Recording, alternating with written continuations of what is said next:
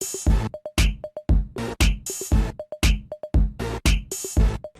what is CHRA? So basically, CHRA is a chemical health risk assessment. So in OSHA 1994, Amendment 2022, there is an act that states to protect the safety and ensure the safety of the workers is the employer's responsibility. So it is an employer's responsibility to make sure that the workers are in safe environment workplace. So CHRA is basically an assessment to make sure that the workplace is safe to work with within the workplace area and the chemical that is used in the workplace area.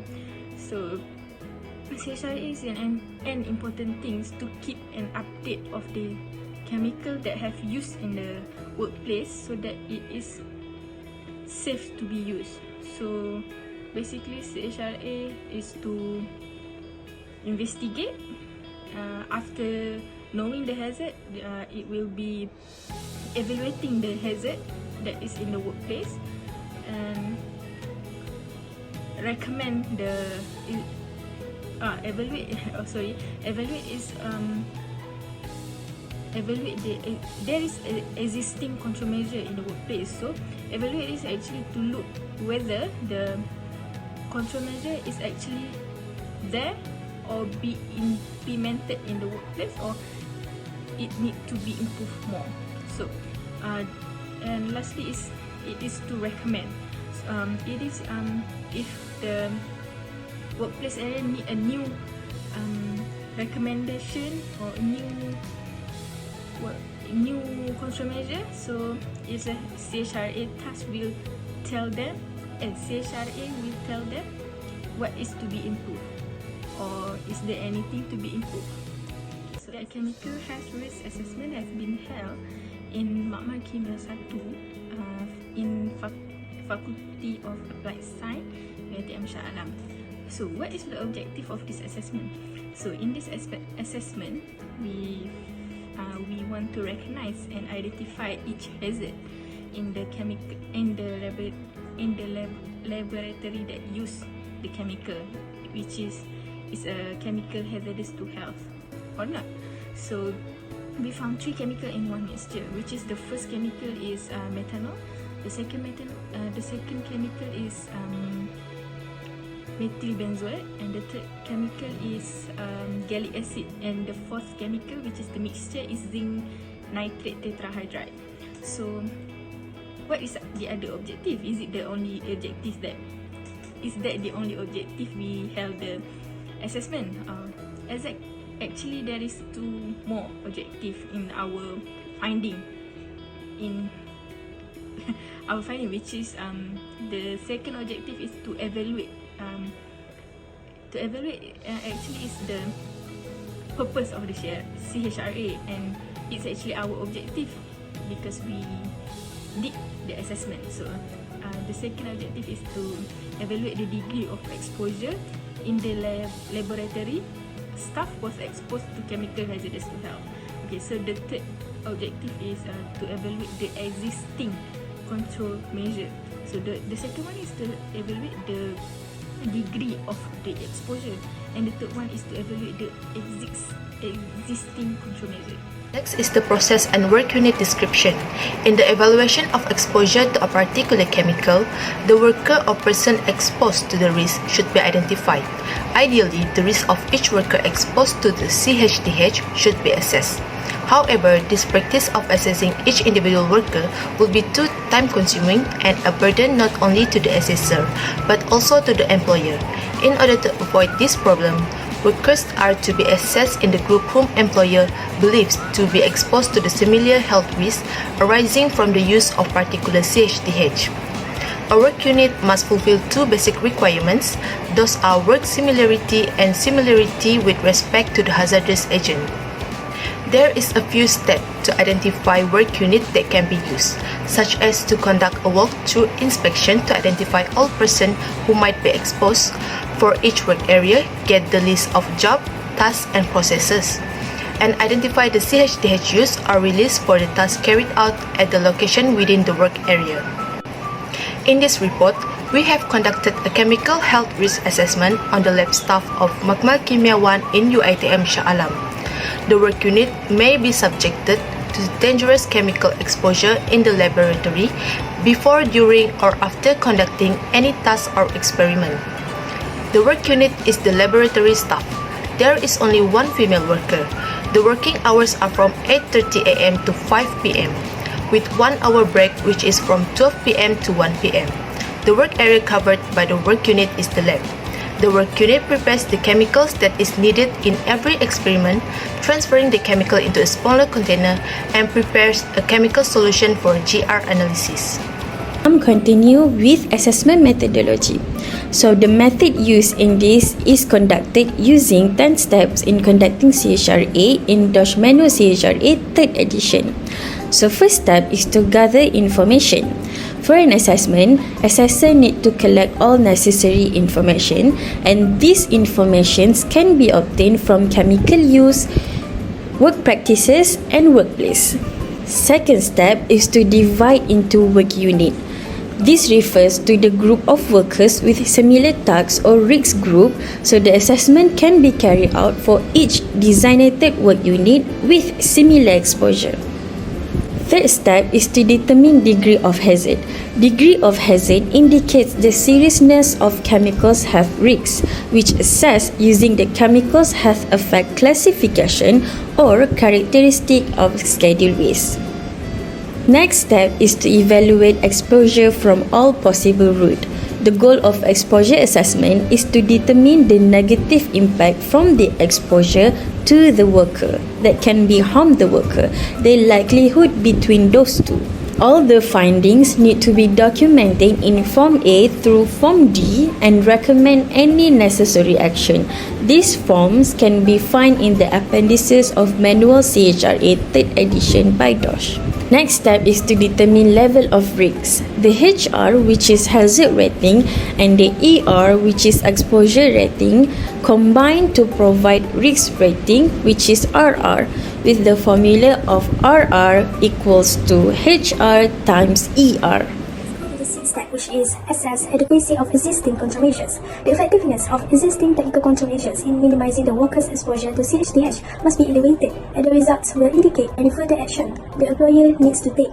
It is very important to emphasize that the control procedures that the employer would implement to the legal requirements of the USE CHH regulations. The technical control measures adequacy is evaluated using the following standards, which are suitability, use and effectiveness, and also maintenance. Next, we go into the seventh step, which is conclude assessment.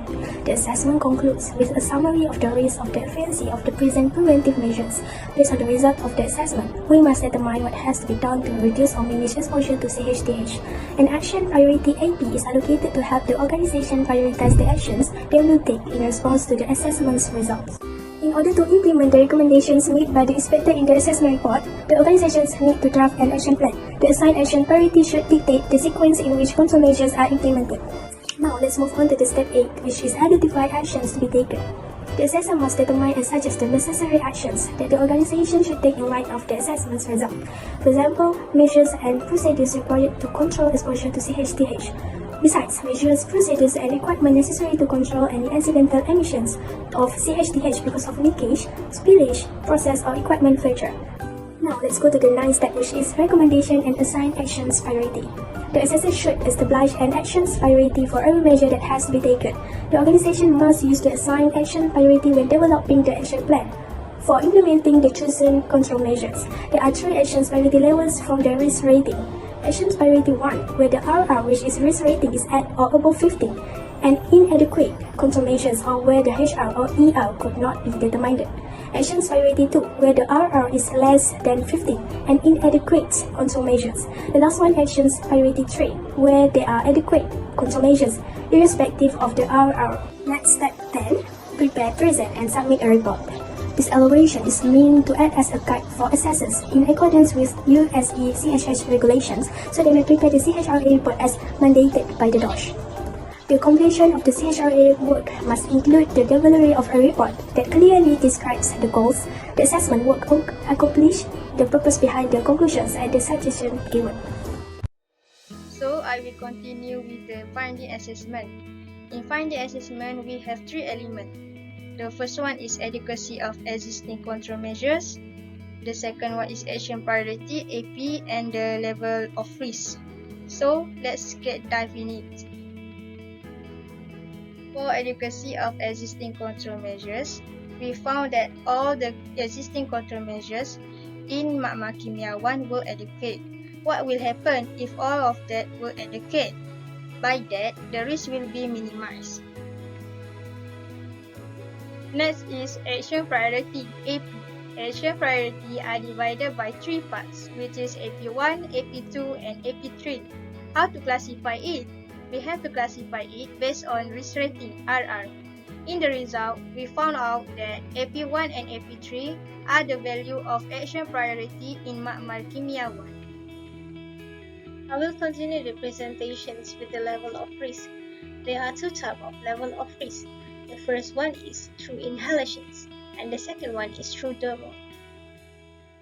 The table here shows the way to determine the level of risk through inhalations. From the table, I can conclude that the most risky task is measuring methanol for experiment needs, and followed by preparing zinc nitrate tetrahydride solution for GR analysis and transferring gallic acid into a smaller container classified as moderate risk. Last but not least, the task of preparing methyl benzoic by reacting benzoic acid with methanol cannot be determined its risk level due to the HR cannot be determined. The level of risk through thermal are determined based on the hazardous properties and extent and durations of thermal contact. Hazardous properties can be identified based on the H code and the section SDS of each chemical. There is no hazardous properties for methyl benzoate. It is because there is no H code related to thermal in the SDS of methyl benzoate. For methanol, there is two hazardous properties. The first one is acute toxicity, and the second one is skin absorption and other properties. For the chemical of gallic acid and zinc nitrate tetrahydride, the hazardous properties is irritations with two different codes. The first one is H315 and the second one is H319. Based on the table, we can conclude that the most highest risk activities are measuring methanol for experiment needs, or specified as H1, then followed by preparing zinc nitrate tetrahydride solution for GR analysis and transferring gallic acid into a small container. It is classified as M1. For the task of preparing methyl benzoate by reacting benzoic acid with methanol, there is no level of risk because there is no hazardous properties. We continue the discussion for factor causing significant risk. The tasks carried out by this work unit include 4 procedures, which is the first one, handling chemicals, measuring chemicals, sampling chemical, preparing solution. These procedures are used in lab experiment using 4 chemicals, which is the first one, methyl benzoate, methanol, gallic acid, and zinc nitrate tetrahydride. Okay, first task, handling chemical using methyl benzoate. There is no hazard risk for methyl benzoate inhalation, but for the it can be harmful if shallow. Based on class regulation, methyl benzoate is an acute toxicity chemical in oral, which is in category 4. After all the research, we determined that this chemical have a very low risk. Second, methanol. Methanol is a hazardous chemical that has been used in industry. Methanol is categorized as chemical hazardous to health, which is CHDA substance. It is because methanol is very harmful to human ingestion. If shallow, it can cause deadly disease. We conclude that methanol have a very high risk if exposed. The third task, which is transferring chemical using gallic acid. Gallic acid that has used in lab experiment are harmful to people. It can cause serious eye damage, skin irritation, respiratory irritation, and this chemical hazard rating is considered as moderate. It is because it can cause moderate health effect which is not severe enough to cause serious health. The last one is zinc nitrate tritihydrate. Is a oxidizing solid. This chemical is toxic to a specific organ which is the respiratory system. It gives reversible effects but not severe enough to cause any serious health effect. Also, this substance can also irritate the eyes, skin and respiratory tract. So after all the research, we conclude that zinc nitrate have moderate risk for health. Technical control is a method to classify and identify the safety measures. Combining the methods of control measure was considered as the best way to ensure the workers' safety, health and welfare. Elimination and substitution are not applicable in this assessment. Next, engineering controls in Makmal Kimia 1 includes the general and house ventilation and enclosure of solutions are adequate. The fume hood at the chemical station and isolated chemical storage were well ventilated. However, there were fewer monthly inspections by hygiene technicians. An emergency shower and hour station were available, but it was in unhygienic condition that need to be cleaned immediately. Furthermore, the administrative controls consist of emergency response and preparedness. Although the first aid kit items were complete, but it was inadequate due to no emergency response team and no training. Lastly, PPE is the least effective, but it's easy to be implemented. In Makmal Kimia 1, the PPE provided was adequate and suitable for handling, preparing, transferring and measuring the chemicals. The PPE prepared was nitrile glove, lab coat, face mask, and safety goggles.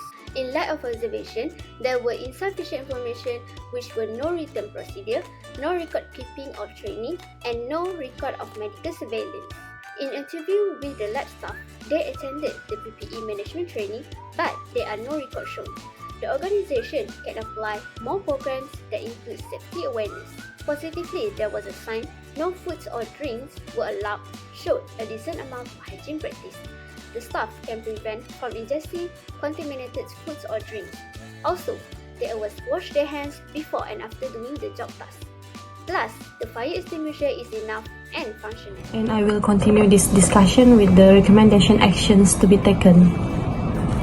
First and foremost, what is control measures? Control measures are steps to prevent, reduce risk at work. They involve eliminating hazardous chemicals, substitute the hazardous chemicals into a safer one, wearing protective gear, and following safe practices as in the hierarchy control of measures. The best actions depends on the risk level, consequences, and needed protection. It's advised to take extra measures if there are problems due to inconsistencies or non-compliance of the existing control measures. So, from our assessment in Makmal Kimia 1 of Faculty Applied Sciences, there are several actions that we really recommend need to be taken immediately. For engineering controls or ventilation, as we assess this lab, the fume hood need to be inspected or get maintenance immediately, as it has action priority value 1. There are no report available or any inspections for the fume hood since 2021. Elimination and substitution control measures are not applicable in this lab assessment, while for isolation and personal protection, there are no actions need to be taken, as both their value of action priority is 3. The employer just need to maintain the existing technical controls, maybe just upgrade the PPE brand recommended by DOSH, and must be consistently and properly worn during tasks involving the chemicals. Work unit lacks a documented safe work system, and there are no written procedures actively followed, although the level of housekeeping satisfaction is acceptable. Consequently, it is advisable to establish, implement, and regularly review a documented safe work system. This work unit attended an online safety course in August 2023. Employers must, however, ensure that the training will be held every once in 2 years. Other than that, this work unit upholds proper personal hygiene standards by ensuring that employees wear appropriate PPE like lab coats, long pants, and fully enclosed shoes before entering the laboratory. Food, beverages, and smoking are prohibited in the work area where chemicals are utilized. First aid box, emergency showers, and also fire extinguisher have been sufficiently provided in the laboratory by this work unit in the event of emergency. Due to this assessment, they need to improvise in their way on how to handle chemical waste properly. Moving on to the exposure monitoring. It is to measure how much an employee is exposed to the dangerous chemicals and suggest a suitable methods. In this work unit, there is no CM for methanol. Medical monitoring is crucial for the early detection of any condition that could increase the risk of adverse health effects related to the task being done. In this workplace, there is currently no specific medical surveillance program, but the employer should implement an annual medical checkup for the employees exposed to the high-risk chemicals such as methanol.